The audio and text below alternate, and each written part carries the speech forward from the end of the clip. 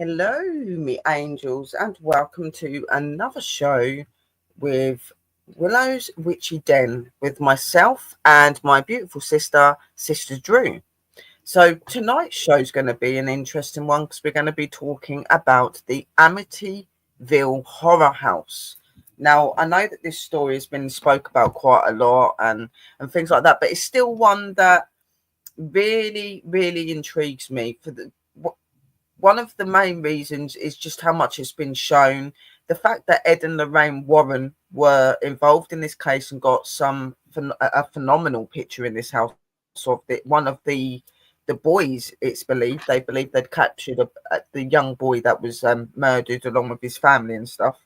So I wanted to do this one because I thought it'd be really good to talk about it because it's one of them stories where was it as bad as people made it out to be, the hauntings? Because there's a lot of stuff behind this. Like there's a lot of stuff that's come out years later saying that certain things that was said that was done didn't happen and certain things weren't meant to have happened and stuff like that. So I've got the story on how it's meant to have happened, and then I've got a little bit of what they say after and stuff like that. Guys, got a few pictures that I'm going to be adding as well. But before I start, I would just like to say hello to everybody. I hope that you're all okay and lots of love, light, and blessings to you all. And I hope that you're having a good day. And I'll let Sister Drew say hello to you and everything as well. Then we'll get on with this party. Welcome everybody to the Monday show, which is Willow's Witchy Den show. But tonight, we're talking about Amityville. And as soon as Sister said that, something strange just happened. So I have got my lava lamp here, okay? It doesn't work, it needs a bulb. This photograph was taped to the top here, because there's loads of photos on it, guys, if you look and see. It actually, just as Sister said that, came and landed right there. Now, that was tucked behind all this. So how can that go from there to there? There's not even a breeze in here. That's crazy, guys. Honest to God. Yeah, so Amityville's such a strange one. It really is. There's so much rumours out there, especially when it first happened. And then now the rumours are still the same. Well, they're different, but it's still as intense with the rumours. So it's a very interesting story, yeah. It is a very interesting story. And yeah, no, that's fine.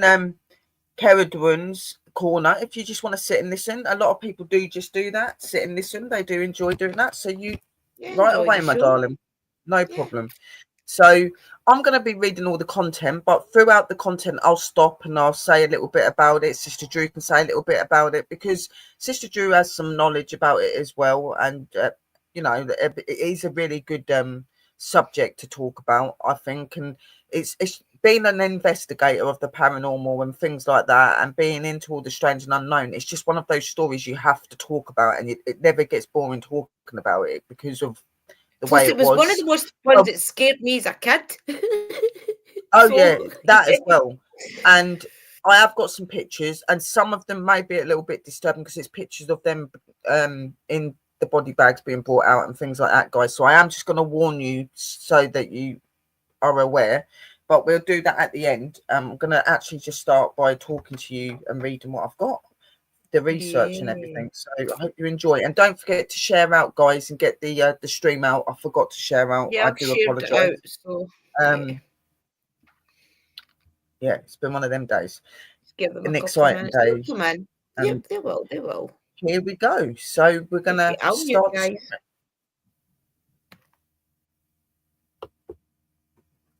The real story behind the Amityville Horror House. Amityville Horror House. This subject was done in 2005. The write up about this, obviously, the haunting and everything itself happened way before. The Amityville Horror House, as it looked in 2005, I will show you those pictures in a little while. The Amityville Horror House was the site of a famous haunting in 1975, where a family experienced terrifying apparitions and supernatural events. And there was meant to have been a lot of events and stuff that was going on. The haunting story led to the best-selling book and movie franchise, but skeptics like Robert Bartholomew believed it was a hoax. The real horror of the Amityville story lies in the Defoe murders, where Ronald Defoe killed his family in 1974, leading to the infamous haunting tale. Amityville, even the name sends chills up your spine.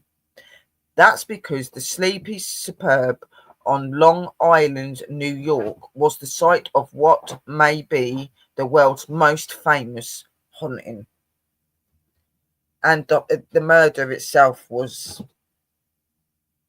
horrible. And he believed and said that it was a dark entity, an energy that had been in that house that actually told him to do this to his family. So yeah, there's a lot behind it, Maybe we which is should talk a little bit about that first, sis, just yeah, to get people yeah. I up to think date. we If you're should. coming in, So Pat. obviously, I don't. I don't know if there'd been stuff going on in the house, but they hadn't been. They weren't completely comfortable in the home, and this young man had started. From what he said, he'd started sensing that there was like a dark energy in this house, and it started to manipulate him quite a lot.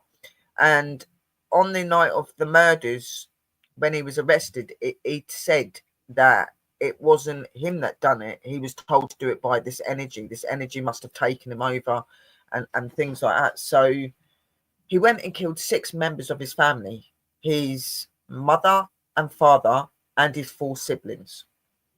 And it is disturbing because it wasn't even like it was like your normal sort of murder either. 6 people murdered, and the way that it was done as well, when they're that, some of them were face down in the beds, and obviously they'd been shot. That's what he'd done. He'd shot them. And when he was arrested,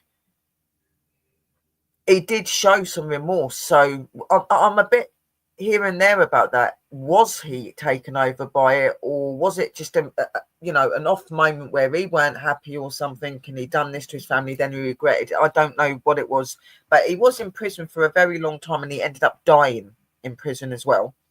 It was 2008, I believe, that he passed He away. also said that he came home to his sister committing the crimes, guys. So there Yes, is a few stories out there. His sister was committing the crimes and he joined in and then he killed her. And then his sister said that he then in his jailhouse interviews and things said that there was an entity. He feels that there was an entity of some kind changing his personality as he was staying there.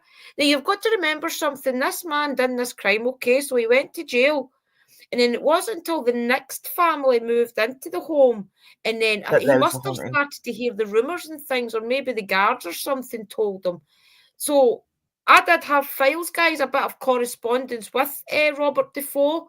It was a man that had reached out to me, one of the last podcasts Sister and I did about this subject, and he reached out to me. He had been writing to Robert Defoe. Unfortunately, I've not got that telephone anymore with the files in it. But he did say in that also that he did feel as if, I mean, this was little snippets of conversations this man had sent me, and it was relating to what was happening. And on that, he did say that he felt as if his personality had changed.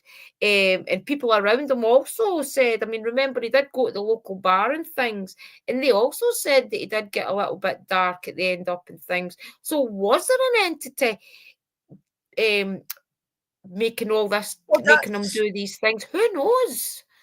that's the question. Was there? And it's not really something we're ever really going to truly know, is it? Like, I'm not being I mean, funny. that was All 6 of them was have that the passed away. 70s, 80s? Yeah, it was Yeah, 80s, so it wasn't was it? 70s when they were killed. Yeah. So, Yeah. like, Well, that was all it was a hush long hush time back ago then.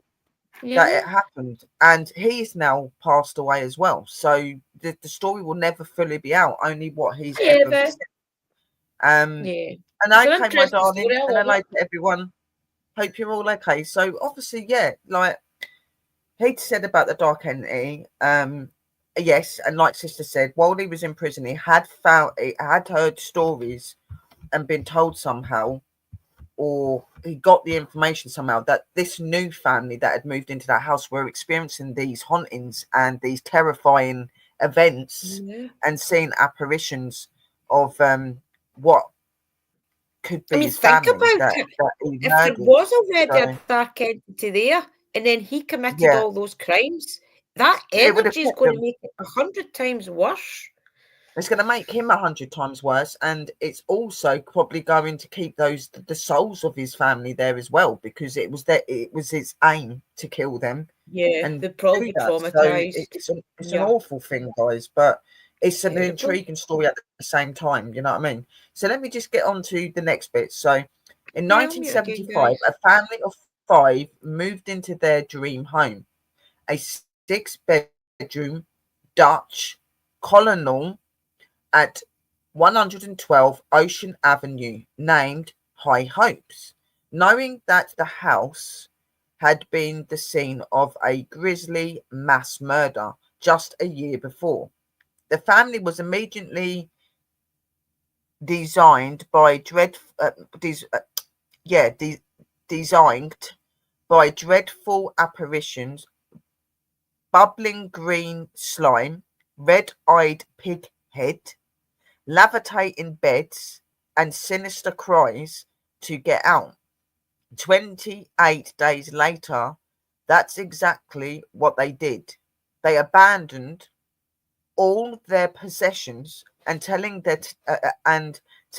terrifying story to anyone who would listen.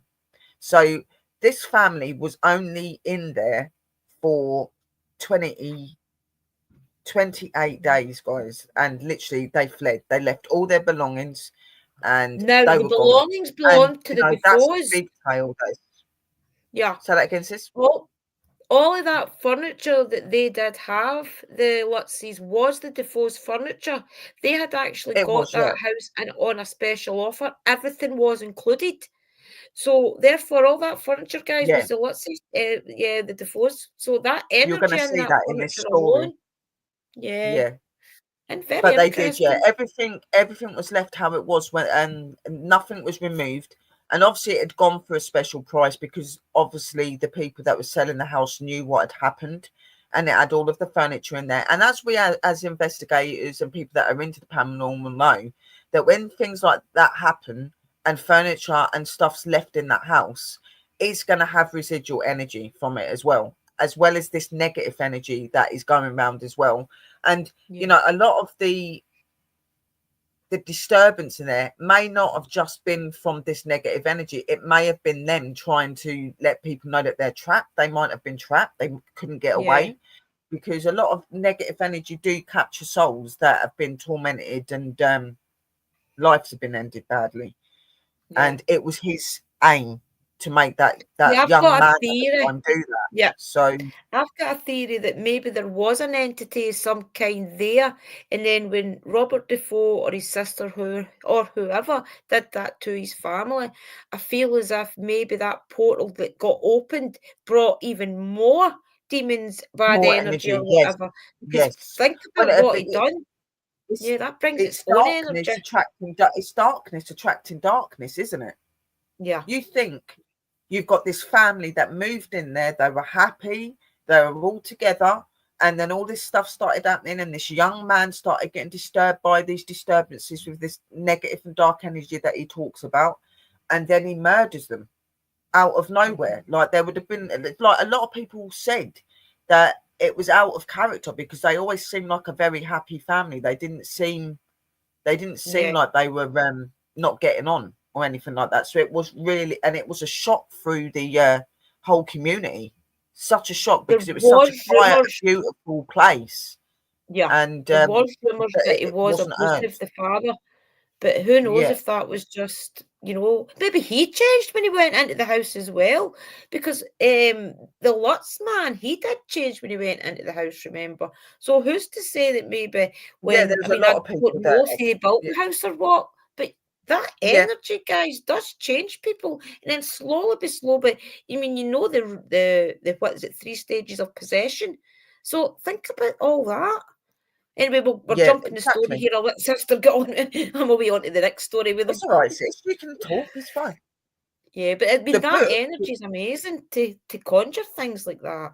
You know, it's perfect it is, for it. and it will attract other energy. And obviously, if it's a legit haunting, which I do believe that there was something dark there, I do believe that something.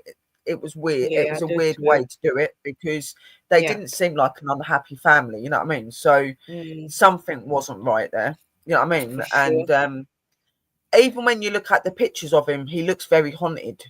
Like he Yeah. looked very drawn and things like that, which is another telltale sign as well. Which I've got some good pictures anyway, so you will be able to see everything.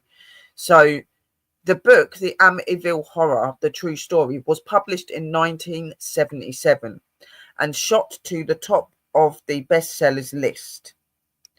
Hollywood bought the rights and released the Amityville Horror movie in 1979, which, despite tepid reviews, grew into a franchise of at least 17 official movies to date and hundreds of Amityville copycats, all based on the true story. But how much of Amityville Horror Story is fact and how much is fiction? Or was the world's most famous haunting nothing more than a amateurist hoax? Robert Bartholomew, I can't say that. Bartholomew view certainly Bartholomew, sir. thinks so. Yeah, certainly thinks so. Bartholomew is a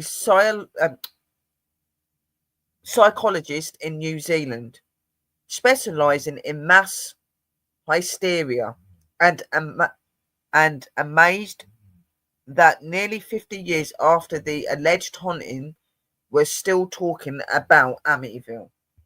So, and it did. A lot of this story went on for so long, and the story slightly changed over the period of time, apart from the guy himself that was meant to have that had done this. The Amityville's myths and priests in the force of overwhelming evidence to the contrary, says Beverlow is strictly obvious that it's a hoax, but people still want to believe. So that some of the content, the real horror, the Defoe murders, the Lutz move in, the haunted, and the haunting begins. The creation of Amityville myth comes along. The real horror, the Defoe murders, and obviously it was at 112 Ocean Avenue. This exterior photo, right, no, this is I will show you the photos, but the exterior photo of the house, 112 Ocean Avenue, was taken on November the 14th, 1974, shortly after Ronald Defoe murdered his family there. Stan Wolfson, New Day, RN via Getty Images. Okay, forget that. One inseparable piece of Amityville story is truly horrific. Early on the morning of November the 13th, 1974, a 23-year-old magnetic match mechanic named Rafael Defoe took a high-powered rifle and killed all 6 members of his family, 2 parents and 4 siblings, as they lay drugged in their beds. So he'd also drugged them so that they weren't with it. They've obviously fallen asleep or they've become like paralyzed in the bed. They can't really move or anything like that. And he went in and he shot them. So in that case, you know what I mean? Like that's the bit that really gets to me and makes me wonder, like, if you're fully possessed by this entity and energy, you're not going to take the time to drug your family. You're just going to go in with the rifle and you're just going to shoot them. So I'm a little Yeah. bit confused there. You know what I mean? Like, that's the only bit in the whole story that really gets to me. And I think, huh? Like, why would you See, go they and don't really know. It's, see, the thing is, if he was using a high-powered rifle, the first person that he killed, everybody else in the house should have woke up.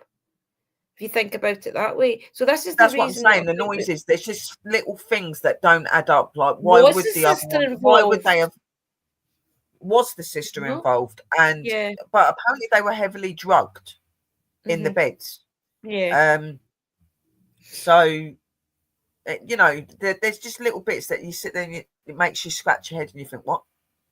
You know, Yeah, I know. so Defoe and his lawyer, William Webber, claimed that Defoe was driven mad by a satanic presence in the house and pleaded not guilty by reason of insanity.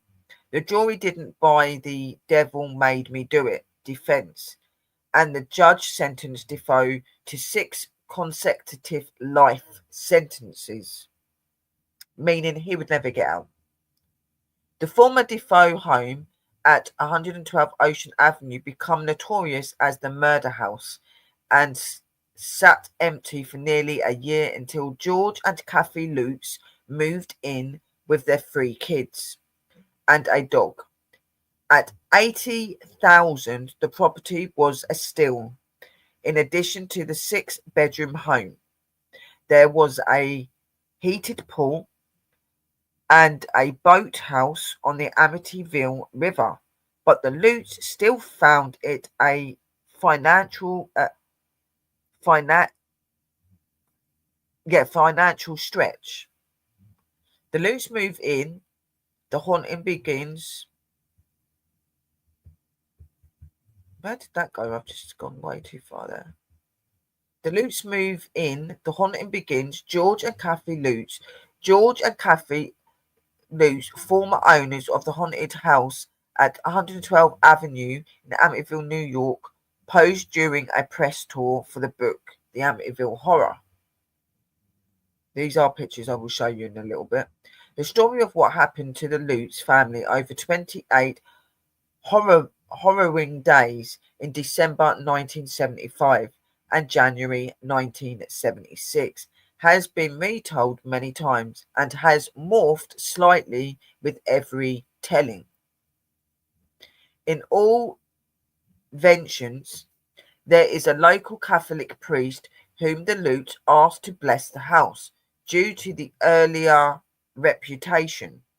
According to one story, the priest sensed a sinister presence in one of the upstairs bedrooms and warned the Lutz not to sleep in that room.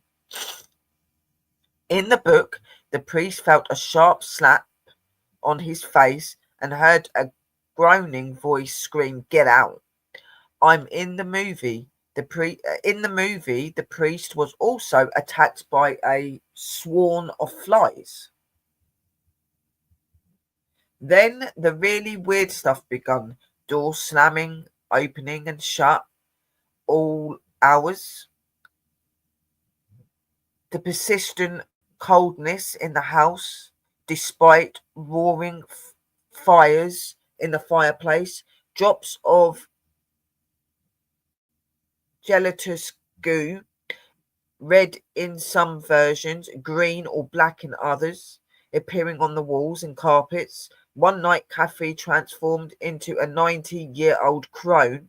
Another, the face of a demon-eyed pig, appeared in a bedroom window.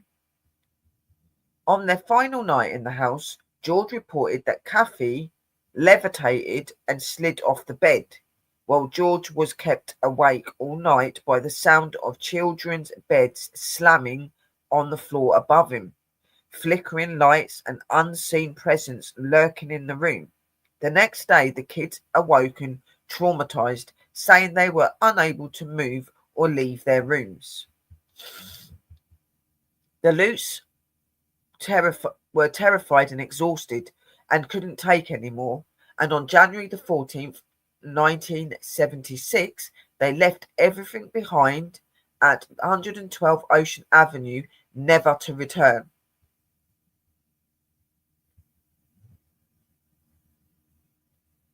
So, this family's moved in, they're having all of this experience, but when you read books or you see certain movies about it, certain scenes and certain things that are supposed to have happened have been slightly changed. So that's where is it real or not comes in, because I've noticed that a lot in a lot of these films that are based on true stories, especially about murders and that. Sometimes people add things in to make it seem worse, so that they get the views and they get Yeah. the publicity, and I think that's where all of this, is it real, is it not, is it exaggerated, did all of this stuff really happen? And there is people that were meant to have been involved in this case that have put like certain wordings across saying that certain things that were described by the family hadn't actually happened. Right, So so there's when Ed and Lorraine Warren went into the home, okay, the very first time that Lorraine walked into the living room, now remember, Lorraine always had that old Catholic priest. He was a saint, I think. Now she had a yes, protection, a little bit of wood. So the minute that she walked into that home and she looked around and she looked up, she seen, is it, oh, I can't even remember his name. Oh, it's at the tip of my tongue, to the pastor that she followed. What's his name? I can't remember. But she seen his face. So she knew yeah, instantly walking into that home that something definitely was there, because he was a very good mentor for her in different things. Whatever, I don't know if he was alive when she was alive, or if it was somebody she followed through scripture or not. I really don't know, guys. But he was an old pastor or something. She's seen his face. Now, the minute she seen that, yeah, Lorraine, she knew there was something wrong. The lady that was going around with them as well, that was filming everything, and that is the lady that ends up going back and doing a documentary about 10 years ago. And she interviewed yeah, David Lutz, who was the son. And the minute that he turned 16, he was, so same with the daughter, the minute that they turned of age, they were off. And he went into hiding. He went way into the middle of nowhere, stayed himself because of the yeah. presence He in did. that He didn't want home to when he talk was about a it. kid. He didn't want to talk about any of the stuff. They were very Yeah. scared to talk about it. The children were very, very scared to talk about it. Do I believe that it was haunted? Do I believe that stuff was going on there? Yes. Do I believe in the evidence and the investigation and the stuff that Ed and Lorraine done? Most definitely. They were Yes. phenomenal investigators, and Lorraine was an amazing physic. You know what I mean? So I Yeah. don't question anything that she says, but the family themselves, there was just certain things that people were saying slightly changed over time. They would say different things, and that they Yeah. described certain ways that it happened, and things that were meant to have happened, like calling the police, for instance, but there was never any record of them ever phoning the police. um that they'd mentioned about they'd found footprints in snow on a certain time as well, but at that time that they'd said, there was no snow. So, like, there's little things that Yes. make people Definitely got the wonder. facts a bit wrong, yeah. Yeah, you know what I mean? Have they got the timing mixed up? Have they got the dates mixed up? Because, not being funny or nothing, when you're going through something like that, you don't want to remember that, do you? So you don't want to constantly remember everything. It's going to be hard Mhm. enough getting it out your head as it is, Yeah, going through that. You know what I mean? exactly. So they could have got mixed up, or it could be that they've added things in to try to make it look better for Yeah, them. get But the you Hollywood just don't treatment, know. It's that sort of story that you're never going to know, really. No. So See, I do I'm believe, much not like sure. sister, that there was something there. Now, remember, there was Yes, water and everything right next to that home. So water's a conductor yes, of energy. So there could have been multiple spirits through the years, entities through the years coming and going. Remember as well, that part in New York is one of the most oldest parts as well. So that could have been what was on the land before they built that home. There's so much rabbit holes you could go down with it. Also, remember yeah, as well, the Defoes, don't know the Defoes, the Lutzes, in the documentary with David Lutz, he said that his father, well, it was actually his stepfather, bought that home because he was actually an occultist, and he bought the home because he wanted to start experimenting on doing different rituals and things to see if there was any energies in it. So was Mr. Lutz an occultist? Did he do rituals in there and make things 10 times worse for his family? Who Could have knows? Or very was well it done. all just, yeah? Could have very You're well done. never really going to know, No. especially now when the people that stay in the home say there's nothing ever goes on. Yeah, But then yeah. again, I This don't is all blame them broke for down. not saying it. You know, maybe Yeah. there was stuff still going on, but they'll not tell because it is one of the most famous haunted houses in all America. So, would they say anything?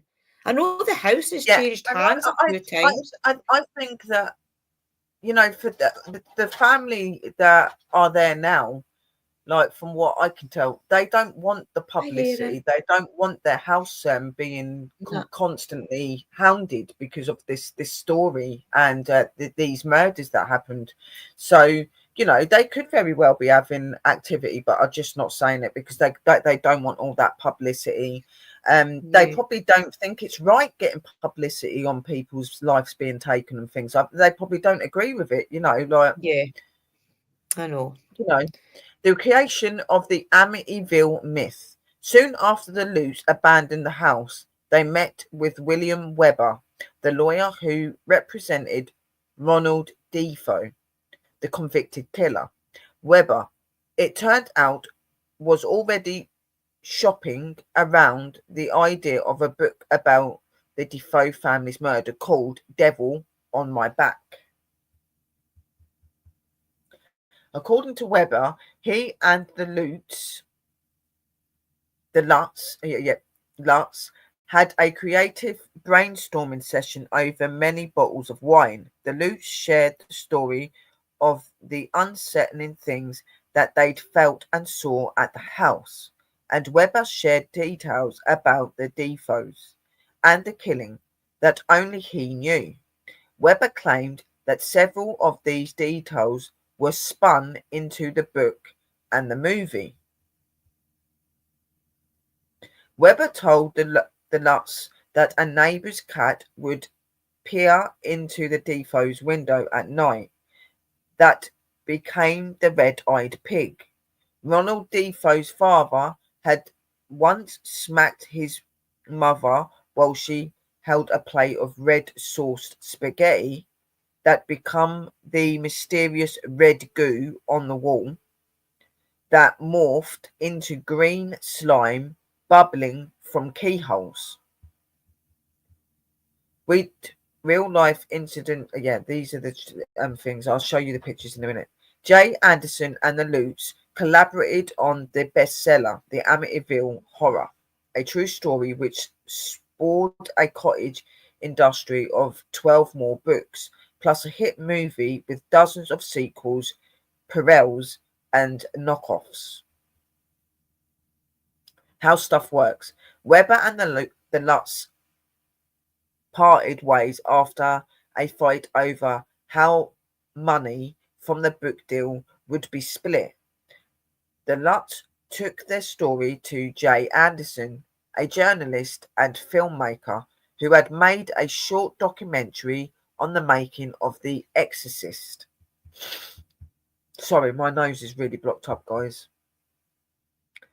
Anson listened to 35 hours of taped interviews with the Lutz. Then he sat down and wrote the book, says Bartholomew. The best way to describe Jay Anson is a writer who didn't let the facts get in the way of the good story. Writers Digest published a terrific interview with the Anson in 1979, soon after the book and the movie deal had made him famously wealthy. He was famously exclusive about the truthfulness of his account. It's funny, almost nobody ever says to me, "Hey, the book of yours is a bunch of bull." Didn't believe a word of it. Instead, they ask if I think that the Lutz told me the truth. told that. Sorry, guys. Instead, they ask if I think what the Lutz told me is true, said Anson, and I answered them with the same way I answered you when you asked the question. I'll tell them that I have no idea whether the book is true or not, but I'm sure that the Lutz believe what they told me to be true. Bartholomew is convinced that the Lutz abandoned the house because they couldn't keep up with the mortgage and tax payments and created the haunting story as an excuse and a lucrative side hustle. They wanted to make some money off of it, says Lowe, who co-authorized a 2016 article in Skeptic magazine marking the 40th anniversary of the myth. For their part, the Lutz never retraced their story, never retract their story. Art critics are people who have never been in the house, just people who read a book, Lutz told the Washington Post in 1979. No one who was ever in the house, who investigated it, ever called it a hoax. No one with any credentials who was personally involved ever called it a hoax. No one who helped us there with the auction, with getting stuff to the Salvation Army, ever called it a hoax. All I know is what happened to me. The Amityville house, now with a different house number, is discouraged horror fans, has been sold at least 4 times since the murders, and none of the newer owners have reported seeing any physical phenomena. It last sold in 2016 for 850,000. The house where the movie was filmed, the house where the movie was filmed in 1979 has been completely reinvented and is currently for sale for 1,699,900. That's a lot of money. But that's the thing as well, like over the because of the murders, because of the stories, the books, the films, everything that's been put forward into the public eye, it's made the house become even more expensive now. And Yeah. I'm surprised that it's not been some like famous investigator or something like that that's not I was tried just by him. going to You know say what I mean? that. Yeah. Like somebody like Zach Bagans or something. He's always got a thing Yeah. about going to houses that have been really bad and trying to buy them. Do you know Yeah. what I mean? You know what I mean? But yeah, You never might know. be It a might end wealthy up. person though. Yeah. Definitely a You would wealthy get a lot person of to be able money to if they buy it. put it as a hotel. Oh yeah, he'd get a lot of money as well because he'd make money Yeah. from being in it, and because he's famous already. You know what I mean? So Yeah, sorry, definitely. guys, my Everybody silence is that fine. worked in that house said it was haunted. Even the lady that was doing I think she was a local news broadcaster or something, and she had got the Yes, privilege of going along. It was her that actually spoke to Lutz, as an adult. And she even said that the minute you walked into the place, you knew. So, how can that energy just go, guys? It can't, it can't, it and just it's can't just sort of go. how sinister the and hello, my darlings, and everybody, and just how sinister it was meant to have been, and all of the things that had happened. There's just no way that energy is going to leave there. To me, I No. believe that that energy is attached to the house. That energy is attached to the grounds. I Yeah. do believe that possibly, you know, the grandfather that bought the house first could Yeah. have possibly, like Sister said, done things in there and not being fully aware of what he's doing, maybe Yeah. conjured these other energies. It may not have been one energy at play. There could have been Well, I don't several. think there was. Yep, I think there You know ended what I up mean? multiple. Yep, I Yeah, really do. I feel as if when because anyone sorry, in the paranormal knows that evil and evil attract and evil grow. it grows. The darkness You know grows. yourself. It attracts more in. And with the murders themselves, it would Yeah. attract more energy in. You know what I mean? Because it wasn't a good Those murder. type of places bring their own demonic energies because that's Yes, what feeds them is that energy, that chaos that was there that night. I am So so sorry because I keep sniffing and that. It look like I'm that was me crying, but last I'm week. not. It's my sinuses and everything. So I've been out Yeah. doing the garden today. It's playing up like havoc now. Sorry guys, we're British, it's sniffle time. Oh yes. And it's not exactly warm yet either. So No, it's no the warm yet. Amityville Definitely Horror not. House, located at 112 Ocean Avenue in Amityville, New York, gained infamy after the 1974 Defoe family murders and the subsequent claims of paranormal activity by the Lutz family, who bought the house a year later. Here's more details to look.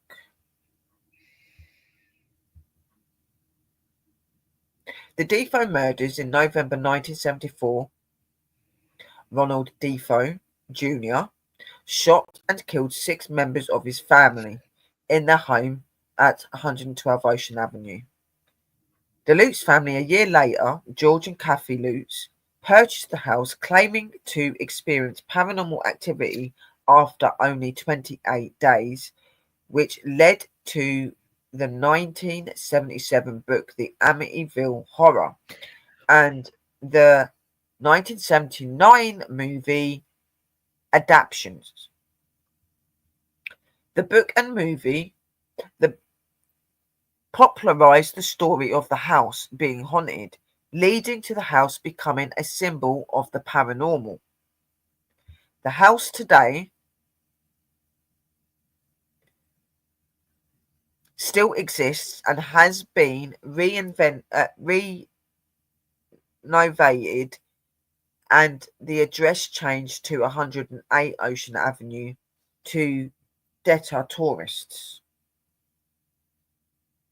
The truth is fiction. While the book and the movie portray the house as haunted, many people believe the story is exaggerated or fabricated.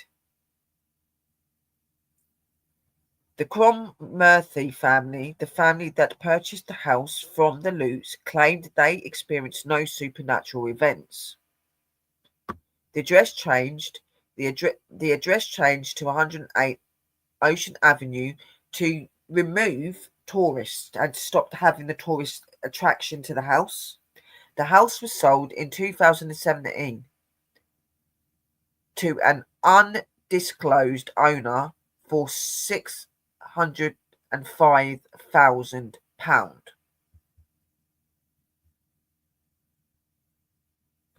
The house was originally built in 1925.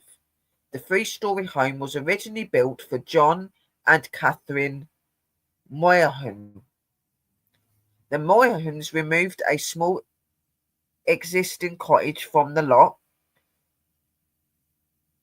The Moynihan removed a small existing cottage from the lot and commissioned local builders Jesse Purdy to construct the 4-bedroomed house. Part 3.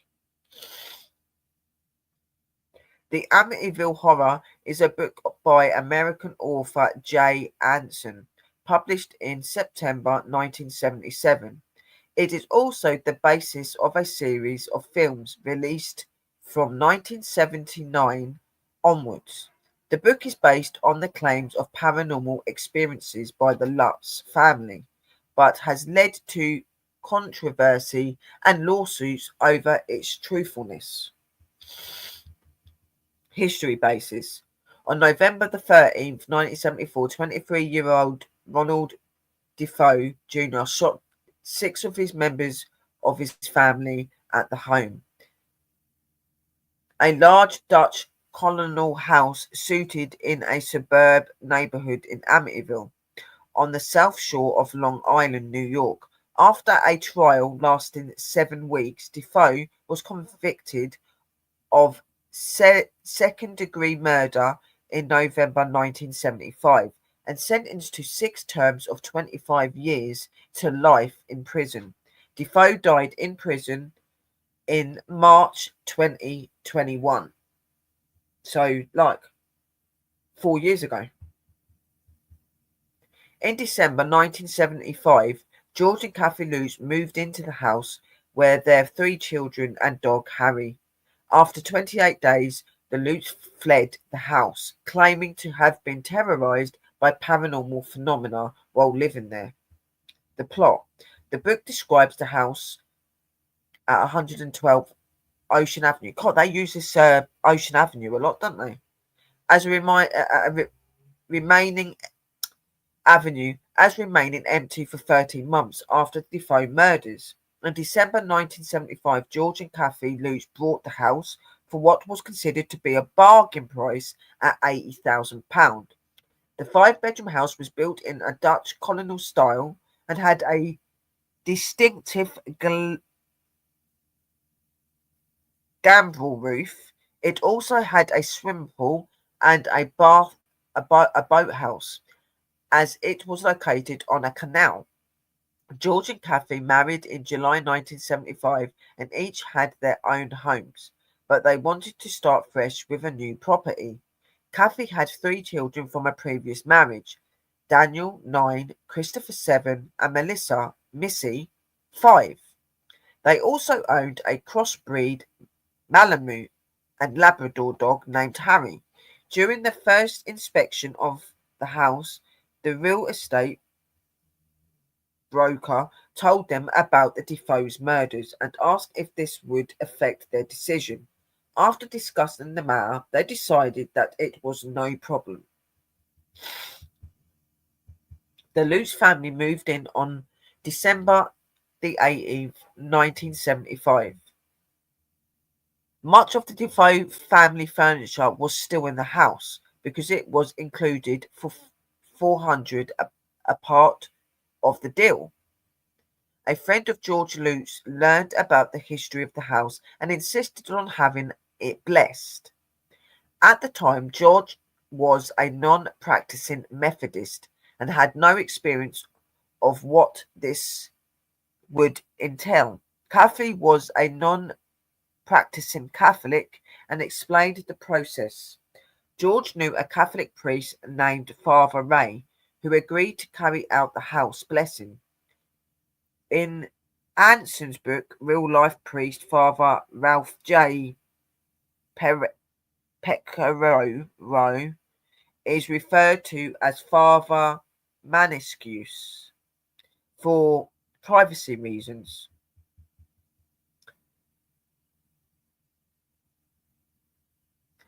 Father Mancuso was a lawyer, judge of the Catholic court, and a physiotherapist who lived at the local Sacred Heart Rectory. He arrived to perform the blessing while George and Kathy was unpacking their belongings on the afternoon of December the 18th, 1975, and went into the building to carry out the rites. When he flicked the first holy water and begun to pray, he heard a masculine voice: "Damned that he get out." When leaving the house, Father Manisco did not mention this incident to either George or Kathy. On December the 24th, 1975, Father Manisco called George Lutz and advised him to stay out of the second floor room where he heard the mysterious voice. The former bedroom. I've just lost my way now. Hang on, afternoon something. Voicing to get out. Did not mention the incident and advised him to stay out of the second floor of the room where he had heard the mysterious voice, the former bedroom of Mark and John Matthews Defoe, that Kathy planned to use as a sewing room. But the call was cut short by static. Following his visit to the house, Father Monescu allegedly developed a high fever and blisters on his hands, similar to stigmata. At first, George and Kathy experienced nothing unusual in the house. Talking, talking about their experiences subsequently, they reported that it was as if they were each living in a different house. By mid-January 1976, after another attempt at the house blessing by George and Kathy, they experienced what would turn out to be their final night in the house. The Lutz declined to give a full account of the events that took place on this occasion, describing them as too frightening. After getting in touch with Father Maniscalco, the Lutz decided to take some belongings and stay at Kathy's mother's house in nearby Deer Park, New York, until they had sorted out the problems with the house. They claimed that the phenomena followed them there, with the final scene of Anderson's book describing greenish black slime coming up the staircase towards them. On January the 14th, 1976, George and Kathy Lutz, with the three children and their dog Harry, left 112 Ocean Avenue, leaving all of the possessions behind.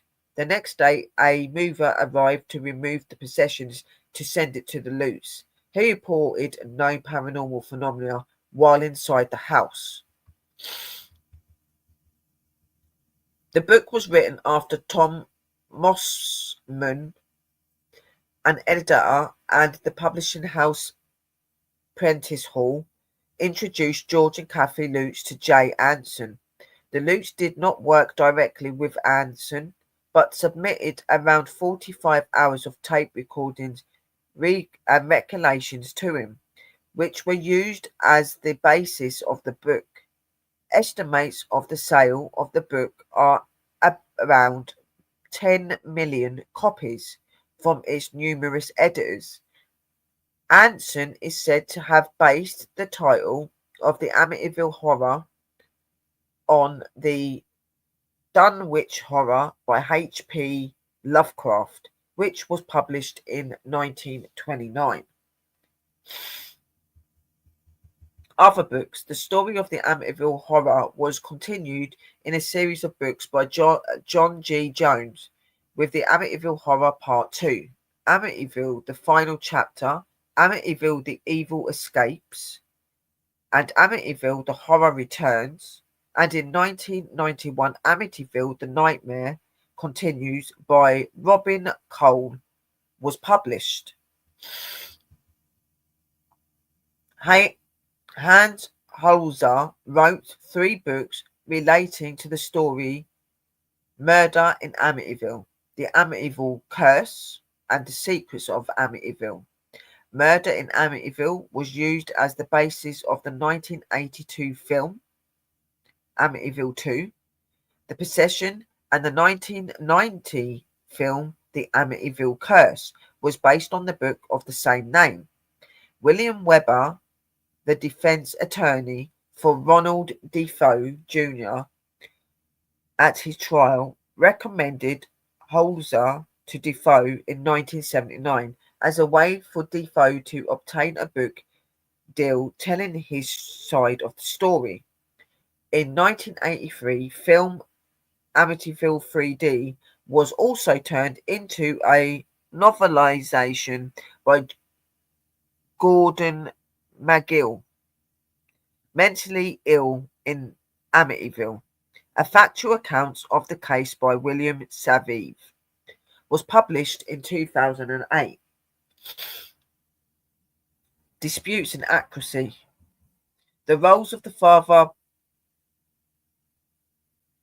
Pescaro, Father Mascuso in the book has been given considerable attention. Father Pescaro stated in an affirmative during a lawsuit in the late 1970s that his only contact with the Lutz concerning the matter had been by telephone. Other accounts say the father did visit the house but experienced nothing unusual there. In 1979, he described his experience while blessing the Amityville house during an interview for the television series In Search of. In the interview, he marks he makes it clear that he did in fact enter the house and that he was slapped by an invisible force and told to get out by a disembodied voice. Jim and Barbara Cromartie rejected the claims of physical damage to the doors, locks, and windows. They bought the house for 55,000, equivalent to 285,000 in 2024. In March 1977, Barbara Comfrey argued that they appeared to be the original items and had not been repaired. The couples also revealed that the Red Room was a small closet in the basement and would have been known to the Lutz because it was not concluded in any way. Local Shinnecock Indians rejected the claim made in chapter 11 of the book that the house was built on site where the tribe had once abandoned their mentally ill and dying. Researchers Rick Moran and Peter Jordan rejected the claim of cloven hoof prints in the snow on January the 1st, 1976. Their investigation revealed that there had been no snowfall at this time. No neighbor reported anything unusual during the time that the Lutz were living there. Police officers are depicted visiting the house in the book and in the 1979 film, but the records showed that the Lutz did not call the police. There was no bar in Amityville called the Witch's Brew at the time.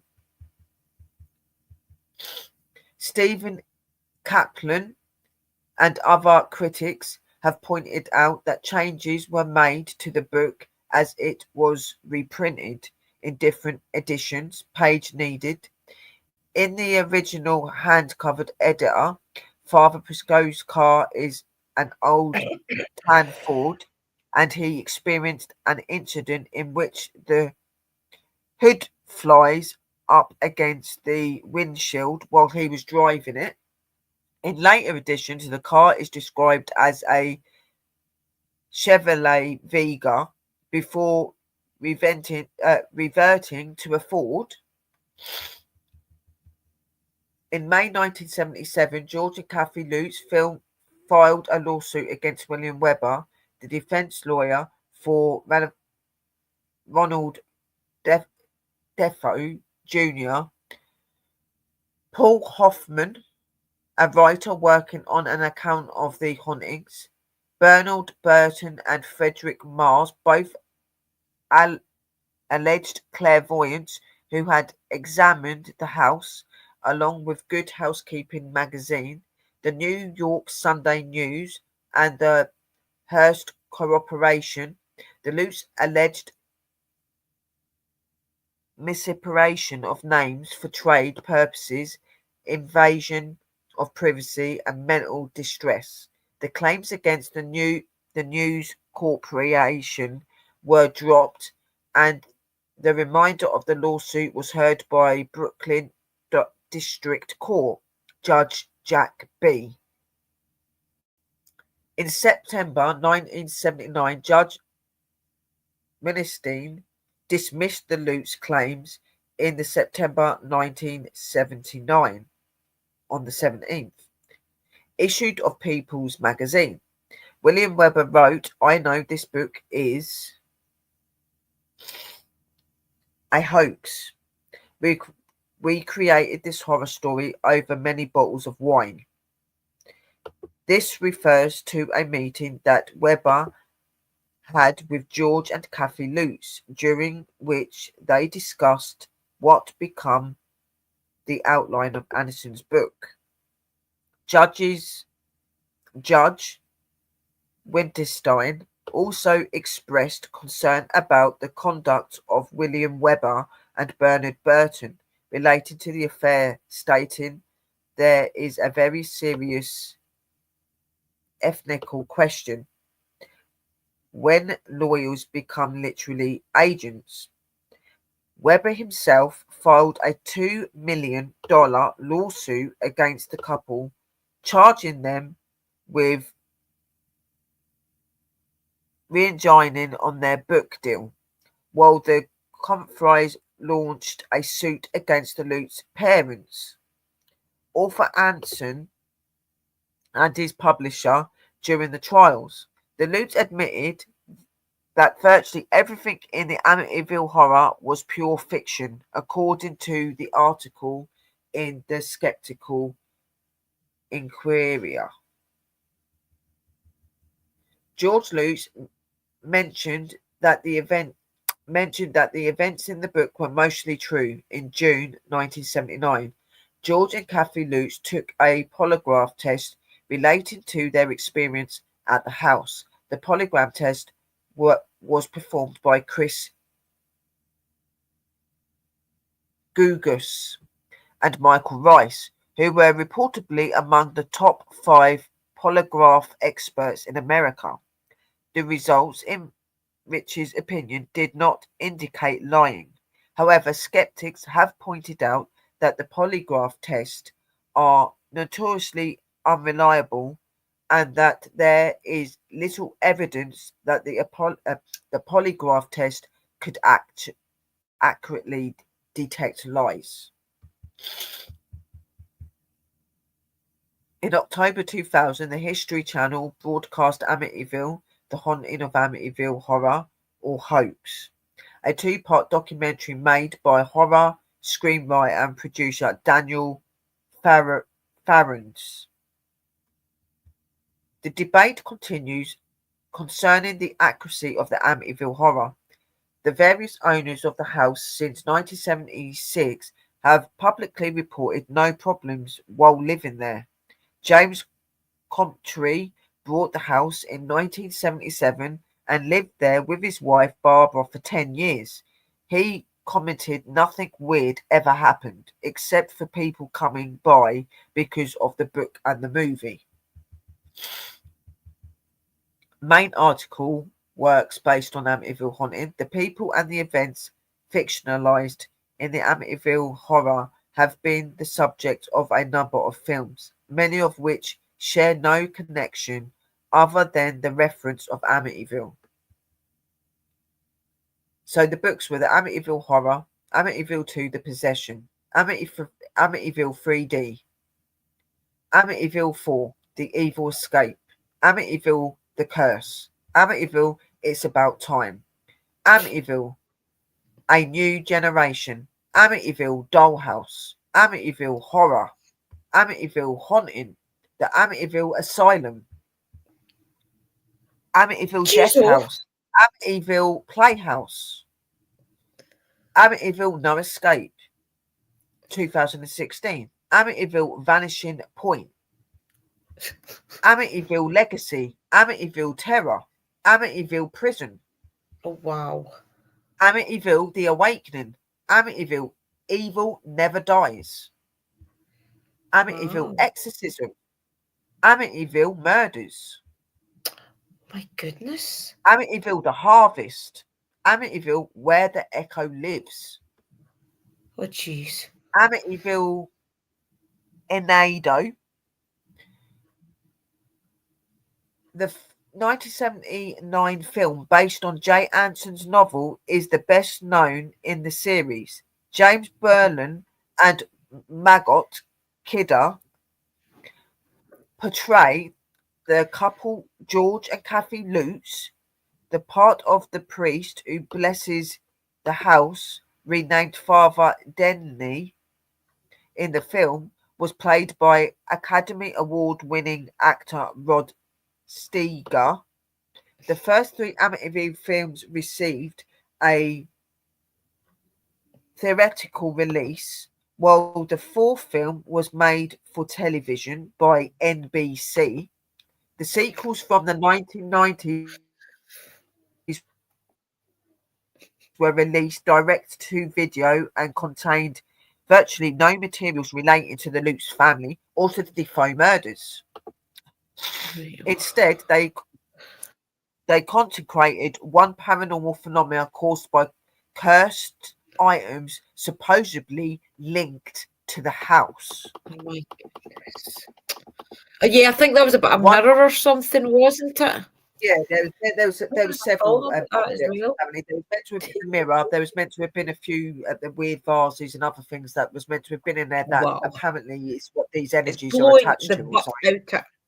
Yeah. And there's been so many films and books wrote about this situation and No this wonder people don't scenario. believe it. That Yeah. people, I don't blame that people don't believe in some of it. I mean, it's been changed and fascinated, names changed, mistakes Yeah. put in the videos. In my opinion, if you're going to make a video or a film about something true, do it the true way. Don't be putting misinformation, because at the end of the day, it's disrespectful to the dead. Yeah. You I know, was and going to at say the that end when of the they day, made the film, they're making all this money out of 6 innocent people being murdered. you know, You know when what they I mean? made the film, it was right in the middle of horror era, remember? So all they were trying to No, keep it up was, with but it's the even new what's even horrors. badder is that the son wanted to sit there and tell the story as well. You know what I mean? Like, I why know. would you want to sit there and say about how you murdered your mother and your 4 siblings and your father and your 4 siblings? You know what I mean? I Yeah, wouldn't want to I talk know. about that. There's a lot of You know what I mean? documentaries behind it. And it was all money. You know what I mean? Welcome, Toff One and of the Graham. better known features of Amityville horror films is the distinctive Jack O' Lantern like appearance of the house, which was Welcome, created Chris. by 2 quarter round windows on the 3rd Thank floor you. attic level. The windows are often illuminated in the films, giving the appearance of menacing eyes. The first 3 films were filmed at a house in Toms River, New Jersey, which had been converted to look like 112 Ocean Avenue.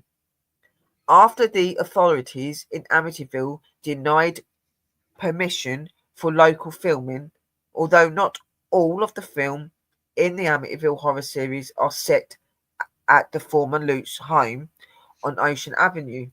Yeah. The distinctive Dutch colonial house is traditionally used as the main image in promotional material. In 2005, a remark of the original Amityville horror film was released with the tagline "Catch 'em and kill 'em," referring to the claimed link between the house in Ocean Avenue and John Ketchum, whose name has been linked to witchcraft in Salem, Massachusetts, but remains a controversial and exclusive figure. This vision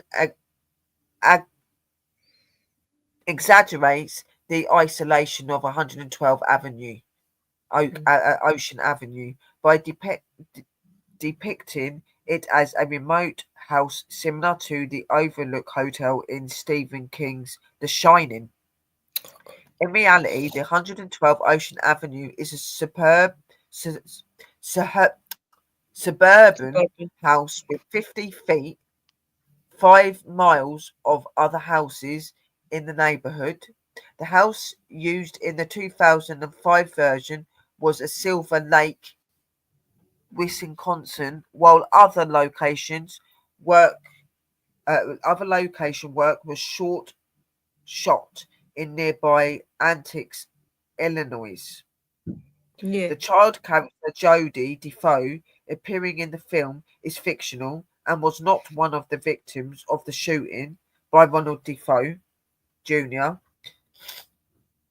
In November 1974, George Lutz described the 2005 remake as drivel and sued the makers for breach of contract, defamation, and libel. He objected particularly to the scenes in the film where the male lead named George Lutz and played by Ryan Reynolds, is shown killing the family's dog with an axe. Mm. The film also shows that George Lutz's character building coffins for the members of his own family. The defamation claim was dismissed by a Los Angeles court in November 2005, while other issues related to the lawsuit remained unresolved at the time of the George Lutz death. The documentary My Amityville Horror was released in March 2013. It featured interviews with Daniel Lutz, one of the children who lived in the house Daniel, during the that's period what it was. It of was the David. which the book and film are based. Mm. Lutz echoed the original story as told by his mother and stepfather. He also makes additional claims that both he and George Lutz were possessed and that George Lutz demonstrated tele, what? telekinetic abilities and strongly suggested that George's dabbling in the occult may have entertained the demonic events. Yeah, I definitely think Legacy. that to be true. Yeah. I do as well, yeah. Legacy. Kathleen Teresa Lutz, October the 13th, 1946, August the 17th, 2004, died of emphysema, and George Lutz, January the 1st, 1974 to May the 8th, 2006, died of a heart disease. The couple had divorced in the late 1980s but remained on good terms. Yeah. During the period in which the Lutz family was living at 112 Avenue, Stephen Kelpen, a self-styled vampirologist and ghost hunter, was called in to investigate the house. Kelp and Lutz had a falling out after Kelpen said that he would expose any fraud that was found. Kelpin went on to write a critical book titled The Amityville Horror Conspiracy with his wife Roxane Salk Kelpin. The book was published in 1995. Mm. Oh dear. What on the night You're of getting March worse as we're cold. on the night of March 1976, the house was investigated by Ed and Lorraine Warren, a husband and wife team.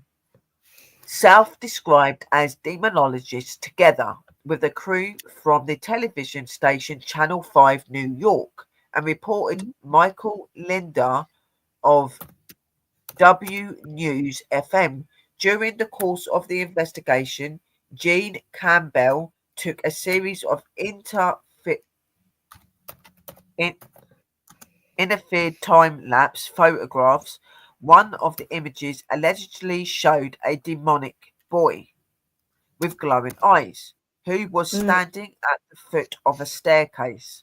The photograph did not emerge into the public domain until 1979, when George and Kathy Lutz and Rod Steiger appeared on the Merv Griffin show to promote the release of the first film. 112 Ocean Avenue was also investigated by the paralogist Hans Holzer. The Warrens and Holzer have suggested that the house is occupied by malevolent spirits due to its history. The Warrens visited the house. The Warrens' visit to the house was depicted in 2016, and it film 16 the film The Conjuring 2. George Lutz registered the phase The Amityville Horror as a trademark in 2002, and it is referred to as an Amityville Horror on his official website. Lutz claims that the film produces embellished or fabricated events portrayed in 1979 version and in the 2005 remake. He also claimed that the producers of the 2005 film did not involve his family and that they used his name without permission. Mm. 112 Ocean Avenue in December 2005. The house known as that still exists, but it has been reinvented and the address changed to discourage sightseers for visiting it.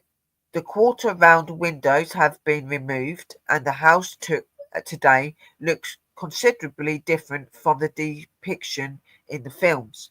The house in Tom's River, used as the location for the first three films, has also been modified for the same reason.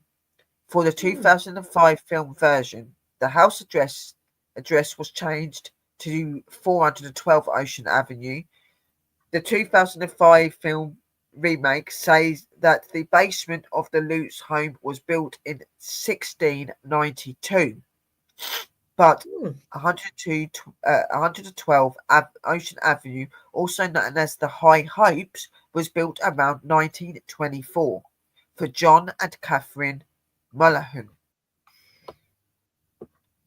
The local residents and authorities in Amityville, New York, are unhappy with the attention that the Amityville horror brings to the town and tend to decline requests to discuss it publicly. The website of Amityville Historical Society makes no mention of the murders by Ronald Defoe Jr. in 1974 or the period of that the Lutz family lived at the 112 Ocean Avenue. When the History Channel made its documentary about the Amityville in 2000, no members of the Historical Society would discuss the matter on camera. The episode of the CIS New York, first broadcast on October the 31st, 2007, was a Halloween edition based on the Amityville horror, entitled Boo. It featured a house in Amityville where a family had died in circumstances similar to Defoe's murder. In May 2010, the house was placed on the market with an asking price of 1.15 million in August 2010. The house was sold to a local resident for 950,000 on August the 21st, 2010. The departing owner held a moving sale at the house harded and hundreds of people turned up for the event. They were allowed to go inside the house, but not to visit the upstairs rooms or the basement. And that is the end of that, guys. So let me just show you some of the pictures quickly. Oh my god, guys, my nose. What's this? She's getting worse. Sniffles. I was just So, looking up a bit of the history there, and it was saying about Indigenous people staying there so in Long Island. There was English settlers and Dutch settlers, I think they said. yes, That's interesting. yeah, there was quite a lot of it. So obviously, the top one is the house in 1974, and No apparently the changed house that in the much. bottom, yeah, and the one in the bottom is in 2024. You can still tell it's that. Just because Yeah, they've changed the windows, you can isn't it? definitely still tell it's it, but it's most definitely changed its features a bit, definitely. Yeah, it's not as Um, creepy looking. this is what it looked like around the time of the murders when the family was murdered. Was the evening that the murder had been put forward. Yeah, if you look at the top window, that's the one that they say there's somebody looking out. Yes. Look at the top window.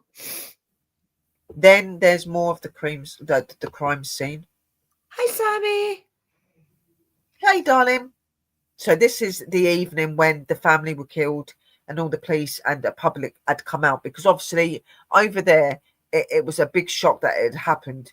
They didn't Yeah, expect that anything like this would happen. It was a very small and very quiet place and a lot of respectful people there. Nothing like this really ever happened in this sort of place, you know what I mean? yeah. So it was a big shock to everybody. Um then I'm gonna show you oh dear, I'll show you them in a minute. Um No, This is Sammy, it's them in being New removed. York. This is them being removed from the house, guys. I do apologise. Yeah. Um, It's good. this is the scene. One part of the scene. Poor people. This is Yeah. what the house looks like today. Right. Okay. I'm That's not going far to do better. the Ed and Far Lorraine bit yet. brighter. Yeah. Yeah. The picture here, guys, that is Robert, the one that murdered the family. There's a boathouse as well.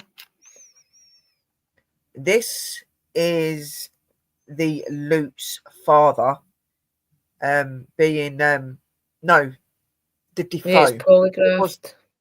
yeah, He's Defoe. being Yeah, he's polygraphed, Lutz, and sorry. yeah, and they were said to have passed the tests as well. I Um, remember seeing them on the programme a way back. It was a programme, Pebble Mill, I think it was called, a way back here in the UK. And he got interviewed, him and his wife. And he did show the big bite mark on his legs, guys.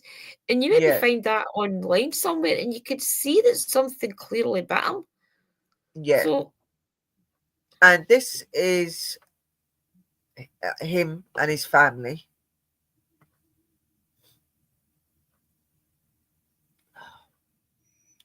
And then the pictures of the family that were murdered, along with their brother in the picture, Robert. yeah, Now, they all look very happy.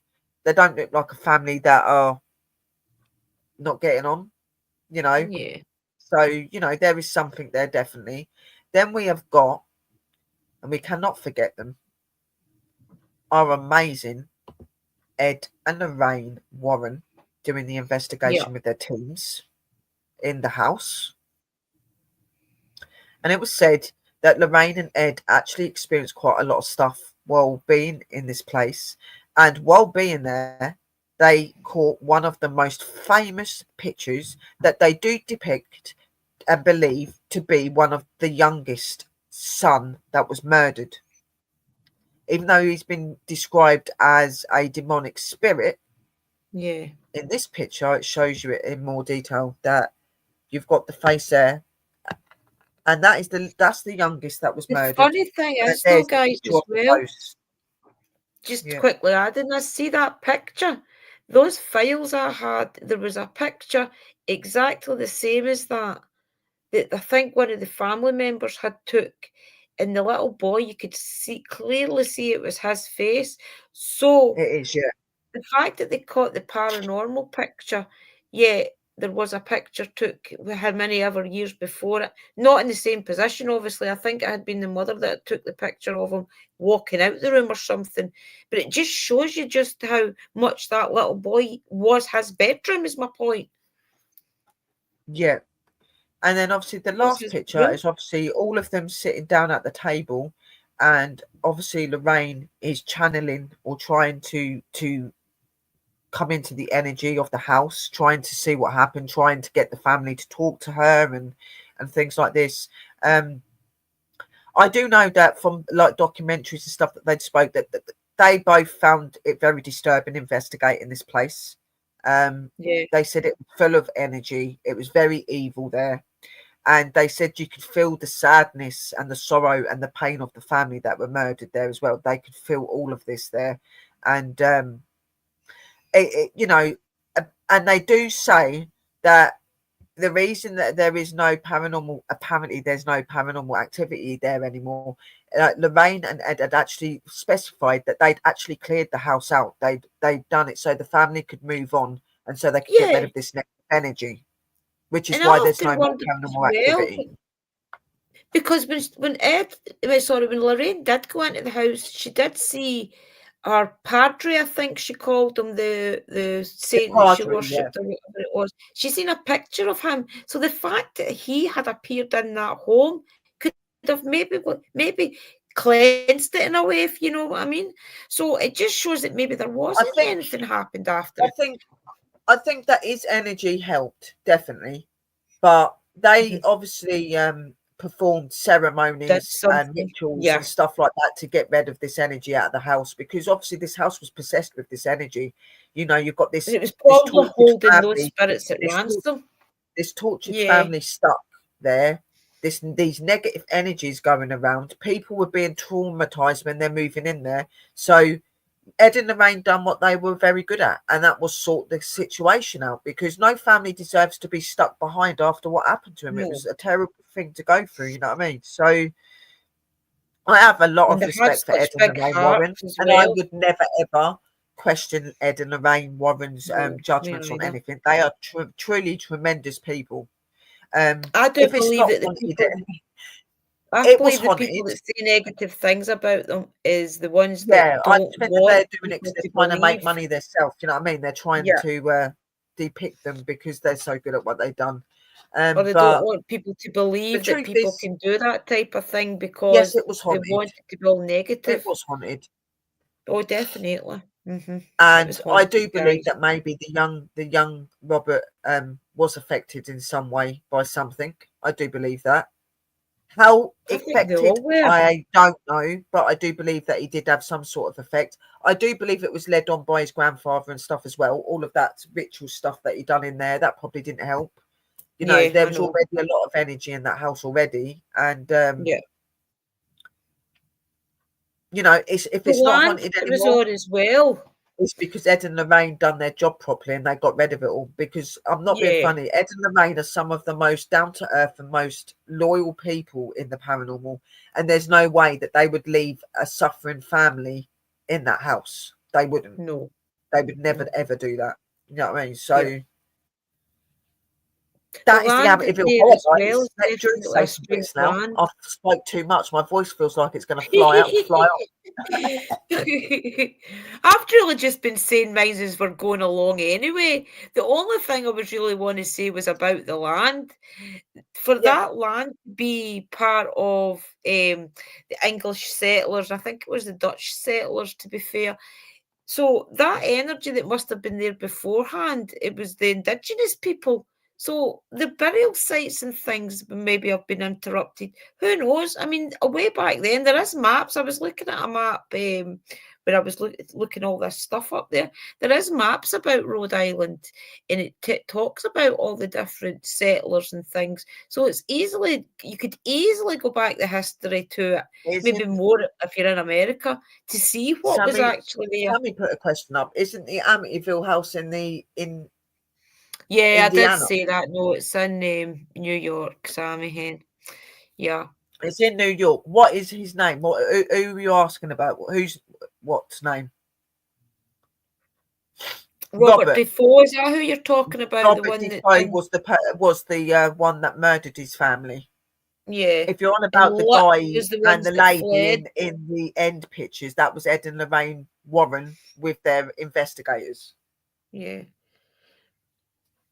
But for the fact that it is up for resale again is interesting because I do believe It that is, maybe yes. somebody will buy it. Think about the money they would probably make, guys. And some people are like that, that they'll go buy a haunted house and then start renting it out as a haunted location. But then again, would you want that energy to be back in there? If it is peaceful, leave it peaceful. Who knows what damage you could do, you know? But I think that if they'd done that, they wouldn't bring that same energy back there. That's gone. It'd be something else, Yeah. and it'll probably be something even worse. You know what I mean? At the end of the day, in all of this, I know that it's a big story and people like to look at it and talk about it and stuff, but it's really important to remember that that house was where 6 lives were taken. Yeah, it should be left You know what I alone. mean? And that should be what's remembered. It shouldn't be all these books and these movies and away from it. 6 Seeing if you innocent can conjure lives, the demon back 2 up. Yeah, adults, leave it a alone. mother and father, and their 4 children were killed by the eldest son.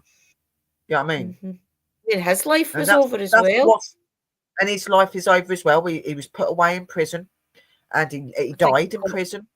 You know what yeah, I I think he mean? got So cancer that's or what you've got to something. remember. Even though it's so cruel what happened to the family and that, we don't know what was happening to him. We don't know what it was that was affecting him and stuff, guys. You Mhm. can't be judgmental because you don't know. You weren't there. You didn't experience this. If you was there, you probably wouldn't be breathing and talking now. You know what I mean? Yeah. So, It's one of those things we'll never know, I as mean, sister says.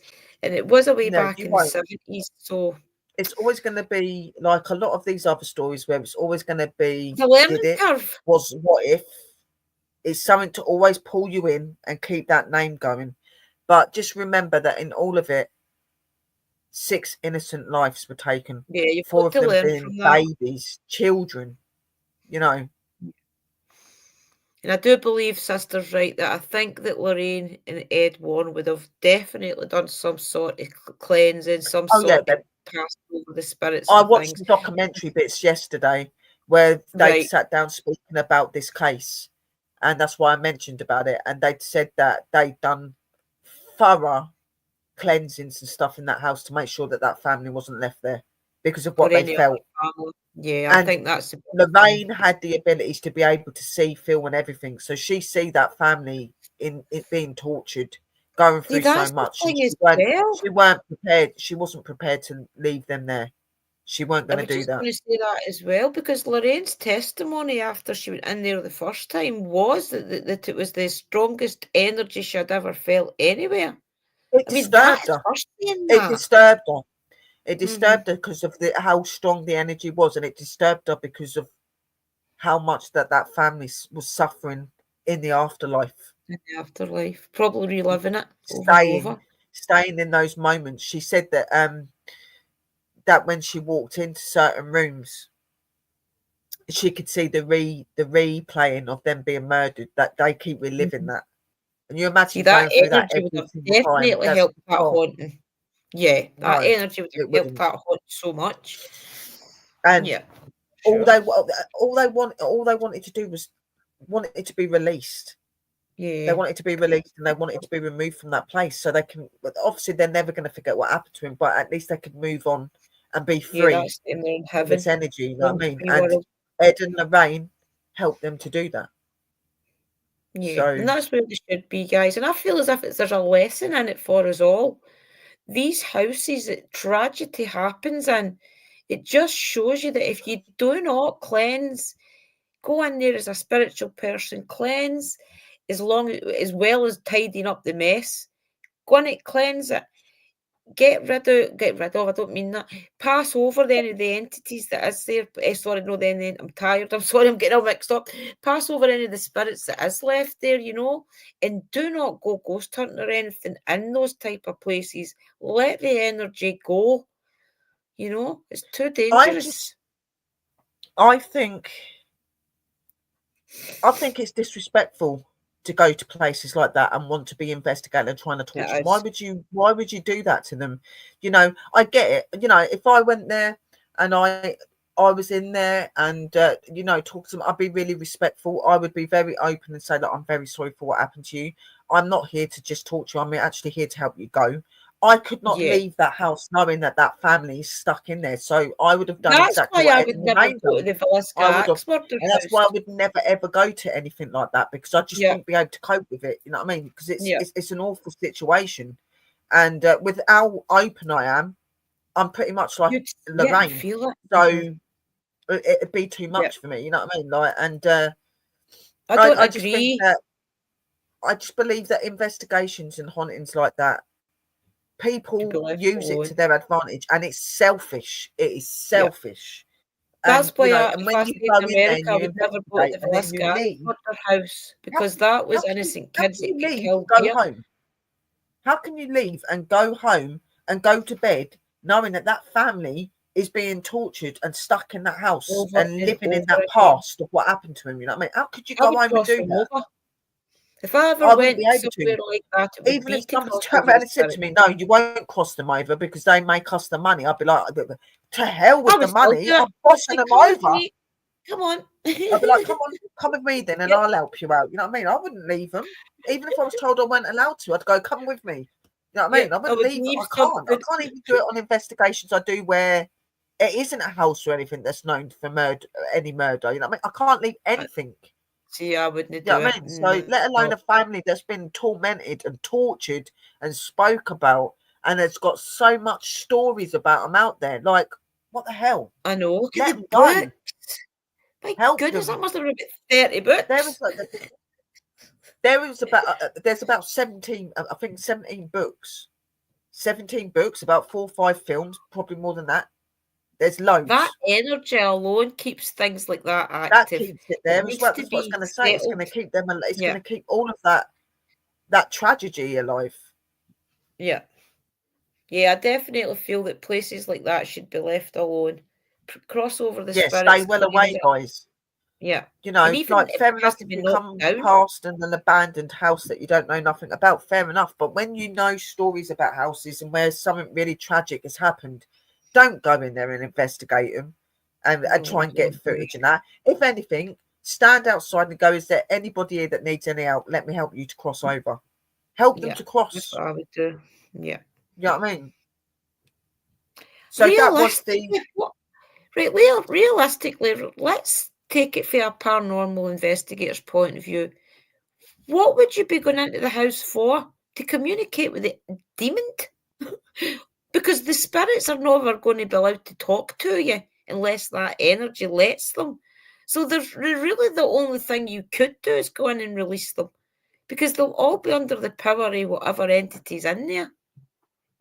I do and at believe the end that's of the why you day, keep and that's burying where your a lot of head. people go wrong. A lot of them went there because they wanted to try and talk to this family and stuff like that.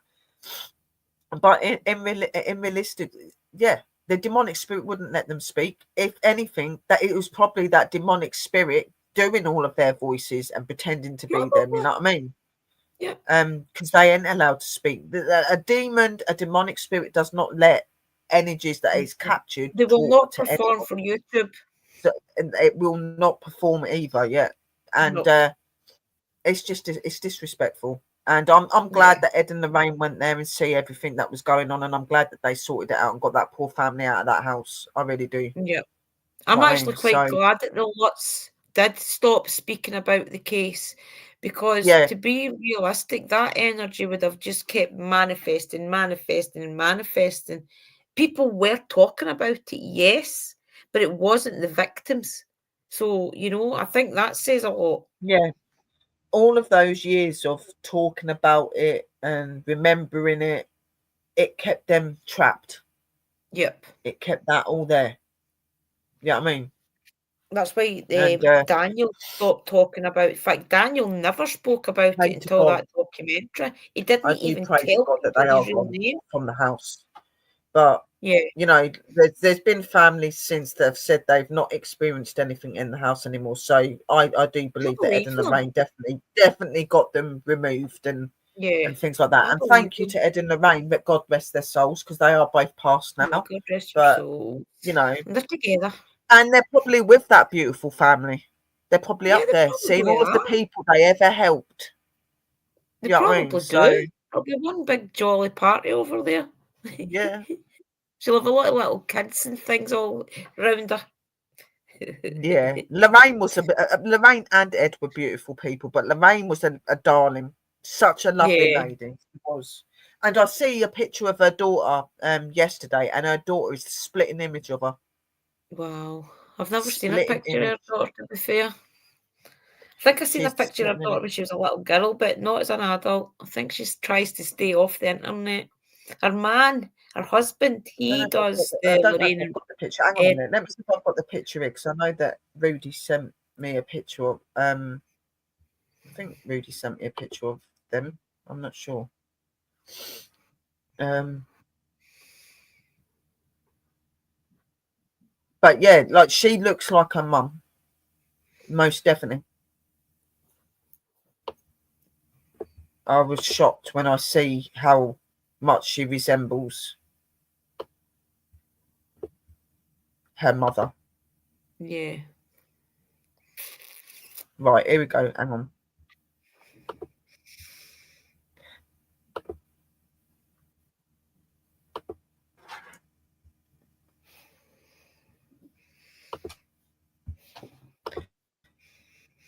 She is the double of her mum.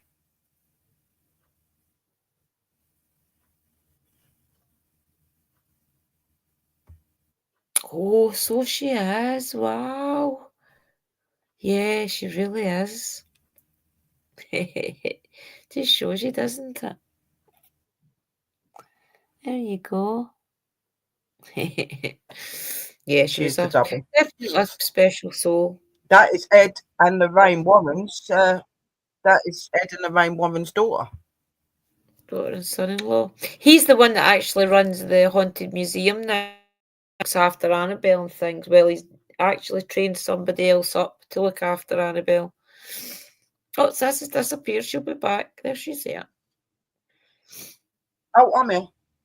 Am I back on? It's a Yeah. very I interesting don't know why story, we're though. at the side. Because I think the picture disappeared. Have you stopped sharing?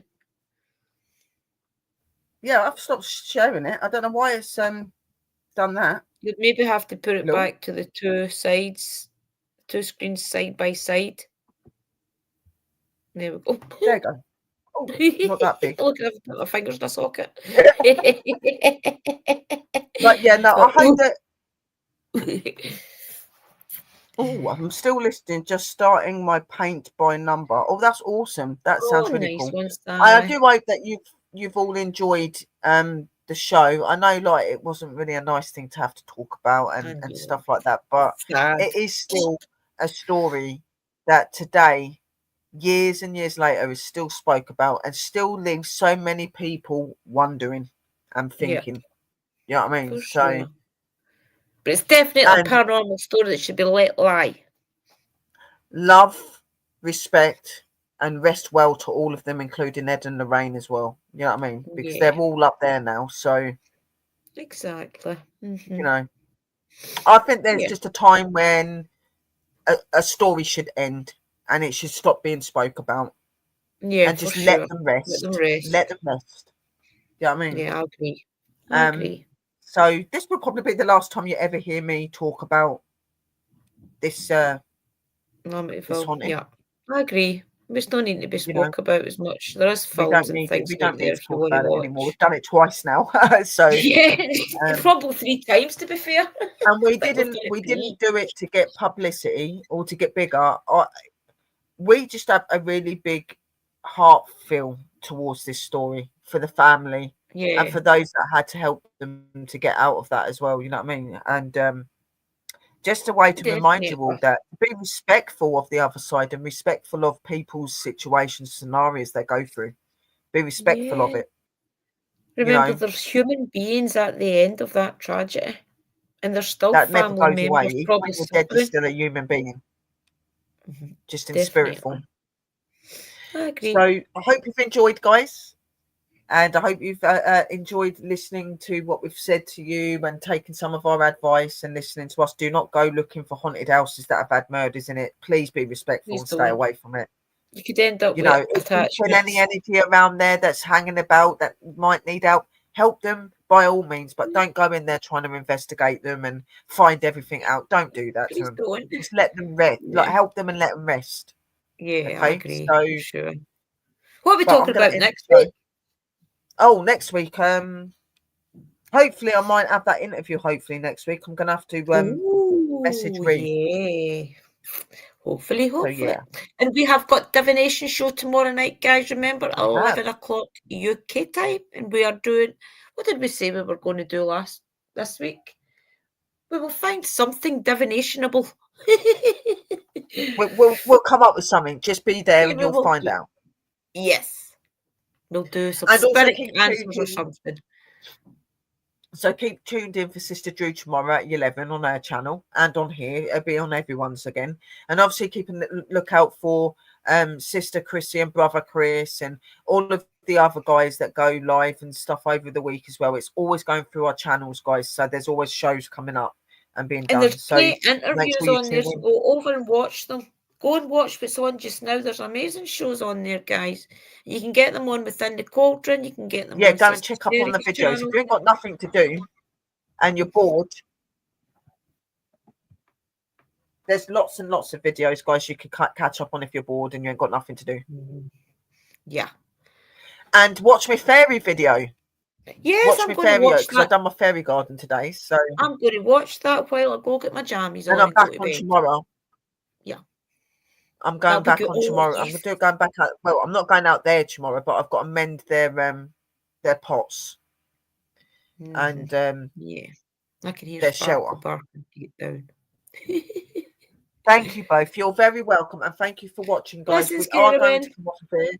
I'm going to do my outro, and I am going to be leaving now. We all both love you lots, guys. Thank you for coming in. Thank you for supporting us. Don't forget to hit that like and share. And remember, always be respectful of the dead, guys. Always be respectful of the dead, okay? And Yes, I agree. we'll see you all very, Good very night, soon. everybody, and blessings to you all. Stop, my dog is Love you cracking all. up. And tune in tomorrow for Sister Drew at 11, guys. Sorry, guys, Hello, I'm mute. Sparkle. Oh, yeah. He's a pest.